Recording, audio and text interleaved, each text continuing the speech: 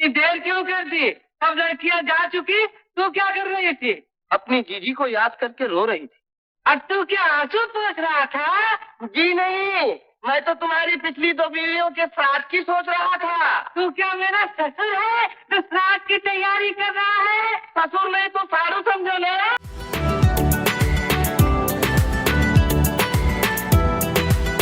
नमस्कार, आदाब, सत श्री अकाल।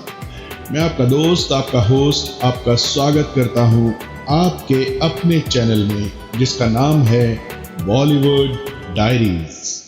स्लो डायलॉग बोलकर हंसाने वाले कॉमेडियन असित सेन की कहानी। नौकर की स्टाइल कॉपी कर फिल्मों में स्टार बने, घर वालों से झूठ बोलकर सीखी थी एक्टिंग। आज हम ब्लैक एंड व्हाइट फिल्मों में एक्टिंग और कॉमेडी के लिए मशहूर असित सेन की बात करेंगे। असित सेन अपनी अलग पहचान रखते थे। बेहद धीमी और स्लो आवाज में डायलॉग डिलीवरी करना उनकी खासियत थी। 20 साल बाद की अपनी भूमिका में इसी स्टाइल की वजह से वो सुपर हिट हो गए। अरे बाप रे बाप, हाँ? ये क्या? पेड़ों के नीचे सुरंग भी है? अजी ये तो सोचने की बात है। तो आप सोचिए। अच्छा, कुछ समझ में नहीं आता। हाँ? पेड़ों के पास सुरंग, ये एक नई मुसीबत। नमस्ते। नमस्ते नमस्ते। राम राम राम राम राम राम राम राम राम राम राम राम राम राम राम। असित सेन ने करीब 250 बांग्ला और हिंदी फिल्मों में काम किया। असित सेन के फिल्मों में आने का किस्सा भी दिलचस्प है। जब वे बंबई पहुंचे तो उन्हें मशहूर फिल्मकार बिमल रॉय के साथ बतौर कैमरामैन काम करना था। दरअसल असित सेन को फोटोग्राफी का बहुत शौक था। उनका उत्तर प्रदेश के गोरखपुर में एक फोटो स्टूडियो भी था। फोटोग्राफी के सिलसिले में वो साल 1949-1950 में कोलकाता चले गए। वहां उन्होंने न्यू थिएटर ज्वाइन किया।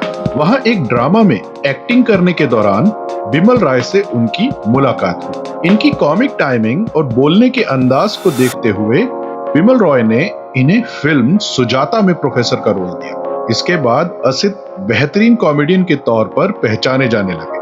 असित सेन का जन्म 13 मई 1917 को गोरखपुर के बंगाली परिवार में हुआ था। रोजगार के सिलसिले में उनका परिवार पश्चिम बंगाल के जिला बर्दवान से आकर उत्तर प्रदेश के गोरखपुर में बसा था। असित सेन के पिता कभी रेडियो और ग्रामोफोन की दुकान तो कभी बिजली के सामान की दुकान चलाते थे। असित सेन को दुकान पर बैठना पसंद नहीं था, लेकिन उन्हें फोटोग्राफी का बहुत शौक था, तो कई समारोह में जाकर फोटो खींचने का काम भी किया करते थे। असित जब 10वीं पास हुए तो माँ चाहती थी कि उनकी शादी करवा दी जाए, लेकिन असित कुछ और ही चाहते थे। वे कलकत्ता के न्यू थिएटर्स में जाकर डायरेक्टर नितिन बॉस से फिल्म मेकिंग सीखना चाहते। असित को समझ नहीं आ रहा था कि कलकत्ता कैसे जाए। तभी एक शादी के सिलसिले में उनका वहां जाना हुआ। कलकत्ता जाकर असित ने परिवार वालों के सामने ये बहाना बनाया कि उन्हें कलकत्ता में रहकर बीकॉम की पढ़ाई करनी। कलकत्ता आकर असित ने थिएटर में भी हाथ आजमाया और कुछ नाटकों में भी काम किया। धीरे धीरे उन्हें अपने काम के लिए तारीफ मिलने लगी, लेकिन तभी असित को वापस गोरखपुर जाना पड़ा। दरअसल गोरखपुर के पुलिस कमिश्नर साहब से असित के पिता की अच्छी पहचान। उनका गोरखपुर से तबादला हो गया तो शहर में बहुत बड़ा विदाई समारोह रखा गया। इस समारोह में फोटोग्राफी की जिम्मेदारी असित सेन को देकर उन्हें कलकत्ता से वापस गोरखपुर बुलाया गया। सबको असित की खींची तस्वीरें बेहद पसंद आई। असित सेन भी अपनी तारीफ से इतना खुश हो गए कि उन्होंने गोरखपुर में सेन फोटो स्टूडियो खोल लिया। उनका फोटो स्टूडियो अच्छा चल रहा था, लेकिन तभी वर्ल्ड वार 2 छिड़ गया। उस दौर में इंडिया में फोटोग्राफी का सारा सामान विदेश से आता था। वॉर की वजह से ऐसा हो नहीं पाया और सेन का फोटो स्टूडियो संकट में आ गया। फोटो स्टूडियो बंद होने की कगार पर पहुंचा तो असित सेन को रोजी रोटी की चिंता सताने लगी। इस सिलसिले में वो बंबई जा पहुंचे, जहां उन्हें एक फिल्म कंपनी में स्टिल फोटोग्राफी का काम मिल गया। नए काम में असित रम गए, लेकिन तभी घर से तार मिला कि माँ बीमार है, घर आ जाओ। असित तुरंत गोरखपुर गए। खबर मिली थी माँ की बीमारी की, लेकिन उनसे पहले असित की दादी चल बसी। दादी के निधन के कुछ समय बाद असित की माँ का भी निधन हो गया। 3 महीने के अंदर ही घर में हुई 2 मौतों से असित टूट गए। ना उनसे गोरखपुर में रहा जा रहा था और ना ही वे बंबई जाकर दोबारा काम करने की हिम्मत जुटा पा रहे थे। एक दिन असित ने दिल पक्का किया और सब कुछ पीछे छोड़कर फिर से कलकत्ता पहुंच गए। कलकत्ता जाकर असित सेन के साथ क्या हुआ, ये उन्होंने खुद 1960 में दिए एक इंटरव्यू में बताया था, जो कुछ इस तरह था। वहां जाकर मेरी मुलाकात अपने दोस्त कृष्णकांत से, जो फिल्म बनफूल में कानन बाला के साथ काम कर रहा। कृष्णकांत ने मेरी मुलाकात एक्ट्रेस सुमित्रा देवी और उनके पति देव मुखर्जी से करवाई। दोनों से ये जान पहचान आगे मेरे बहुत काम आई। उनकी बदौलत ही मेरी मुलाकात फिल्म मेकर बिमल रॉय से हुई, जो कि तब तक अपनी पहली बंगाली फिल्म उदेर पाथे बना चुके थे और अब हिंदी में बनाने की तैयारी कर रहे थे। उन्हें एक ऐसे असिस्टेंट की तलाश थी जो कि हिंदी में माहिर हो, तो उन्होंने मुझे रख लिया। मुझसे पहले वो असिस्टेंट रख चुके थे, तो मैं तीसरा असिस्टेंट था। लेकिन धीरे धीरे अपने काम की बदौलत मैं उनका पहला असिस्टेंट बन गया। इसके साथ मैं कुछ फिल्मों में छोटे मोटे काम भी करने लगा। मेरी सबसे पहली फिल्म हमराही, जिसमें बहुत ही छोटा सा रोल प्ले।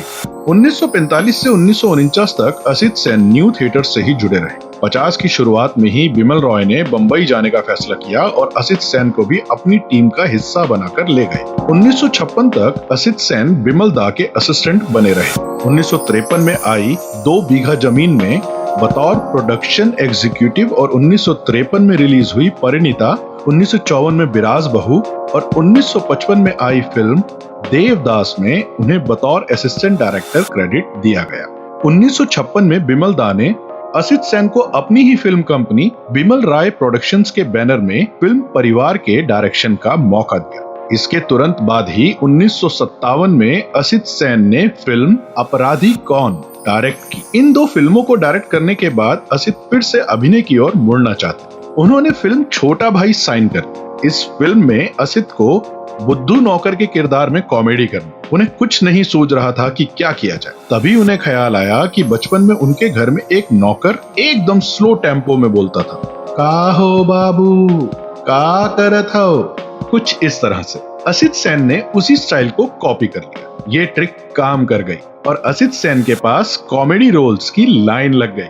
बेहद कम स्पीड में डायलॉग बोलने वाले स्टाइल की वजह से डायरेक्टर उनसे हर फिल्म में इसी तरह से डायलॉग बोलने की मांग करने लगे। खुद बिमल रॉय ने असित की डायलॉग डिलीवरी से प्रभावित होकर उन्हें फिल्म सुजाता में रोल दिया। असित सेन को एक ही तरह की स्टाइल में टाइप्ड होने का डर सताने लगा। लेकिन 1961 में आई फिल्म 20 साल बाद ने उन्हें इसी स्टाइल की वजह से बुलंदियों पर पहुंचा दिया। इस फिल्म में उन्होंने गोपीचंद जासूस का किरदार निभाया था। गोपीचंद जासूस वाला उनका ये किरदार इतना पॉपुलर हुआ कि इसकी बार बार नकल की गई। और तो और 1982 में अभिनेता राजेंद्र कुमार के भाई फिल्म मेकर नरेश कुमार ने एक फिल्म गोपीचंद जासूस ही बना दी। इसके बाद 1963 में चांद और सूरज, 1965 में भूत बंगला, 1967 में नौनिहाल, 1968 में ब्रह्मचारी, 1969 में यकीन और आराधना, प्यार का मौसम, 1970 में पूरब और पश्चिम, दुश्मन, मझली दीदी, बुढ़ा मिल गया, 1971 में मेरा गांव मेरा देश, आनंद, दूर का राही, अमर प्रेम, 1972 में बॉम्बे टू गोवा, बालिका वधू, 1976 में बजरंग बली समेत कुल 250 फिल्मों में उन्होंने सपोर्टिंग एक्टर के किरदार निभाए। असित सेन की शादी मुकुल से हुई, जो कलकत्ता की रहने वाली थी। दोनों के 3 बच्चे हुए, 2 बेटे अभिजीत और सुजीत सेन और एक बेटी रूपा। अभिजीत सेन दुलाल गुहा जैसे नामी निर्देशक के असिस्टेंट रहे और फिर बांग्ला फिल्मों में अब भी काम कर रहे हैं और सुजीत सेन एक कैमरामैन है। असित सेन की पत्नी मुकुल सेन काफी बीमार पड़ गई, जिसके कुछ समय बाद उनकी मौत हो गई। पत्नी की मौत से असित सेन अकेले हो गए और इतना टूट गए कि कुछ महीने बाद वो भी इस दुनिया से चल बसे। असित सेन एक प्रतिष्ठित हास्य अभिनेता थे, जो अपनी विशिष्ट धीमी संवाद अदायगी, टेडी बियर जैसी शक्ल और निश्चित रूप से अपनी पत्नी से डरने वाले व्यक्ति की भूमिका के लिए जाने जाते हैं। उनकी शुरुआती उल्लेखनीय भूमिकाओं में चलती का नाम गाड़ी 1958 शामिल है, जहां उन्होंने एक मृत व्यक्ति की यादगार भूमिका निभाई, जिसने थ्रिलर में हास्य का एक स्पर्श जोड़ा। असित सेन हिंदी फिल्म उद्योग में एक बहुमुखी प्रतिभा वाले व्यक्ति थे। उन्होंने शुरुआत में एक प्रसिद्ध हास्य अभिनेता बनने से पहले एक फिल्म निर्देशक के रूप में पहचान बनाई और एक हास्य चरित्र अभिनेता के रूप में अपने करियर पर पूरी तरह ध्यान केंद्रित किया। 1960 के दशक में सेन ने कई तरह की भूमिकाएं निभाई, जिसने एक हास्य अभिनेता के रूप में उनकी स्थिति को और मजबूत किया। जंगली 1961 में उन्होंने एक डॉक्टर की भूमिका निभाई और बात एक रात की 1962 में उन्होंने रामू की भूमिका निभाई। बंदनी 1963 में शंभू और भूत बंगला 1965 में धामू एक नौकर के रूप में उनके अभिनय ने सबसे गंभीर दृश्यों में भी हंसी लाने की उनकी क्षमता को दर्शाया। 18 सितंबर 1993 को कलकत्ता में उनका निधन हो गया। उनका निर्देशक और हास्य अभिनेता दोनों के रूप में ही भारतीय सिनेमा में योगदान आज भी संजोया जाता है। उनकी विरासत आज भी जीवित है और पीढ़ियों तक सबके चेहरे पर मुस्कान और हंसी लाती रहेगी।